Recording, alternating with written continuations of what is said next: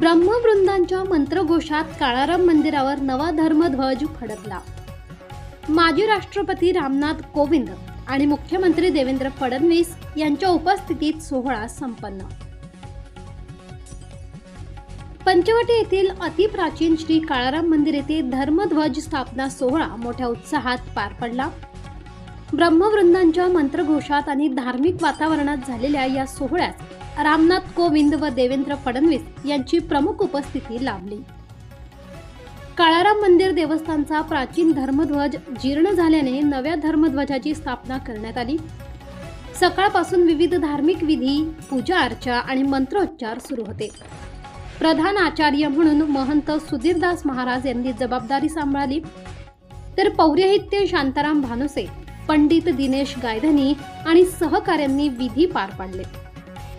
पूर्णाहुतीनंतर मंदिरावर नव्या धर्मध्वजाचे विधिवत ध्वजारोहण करण्यात आले। या सोहळ्यास गोविंददेव गिरी महाराज, विजया रहाटकर, मिलिंद कांबळे, गिरीश महाजन तसेच महापौर हिमगौरी आडके यांच्यासह अनेक मान्यवर उपस्थित होते। धर्मध्वजारोहणानंतर मुख्यमंत्री देवेंद्र फडणवीस यांनी साधू महंतांची भेट घेतली, तसेच माजी राष्ट्रपती रामनाथ कोविंद यांच्या हस्ते सायंकाळी गोदा आरती करण्यात आली।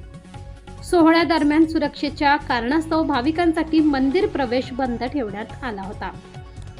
S9 TV न्यूज प्रतिनिधी योगेश गांगुर्डे, नाशिक।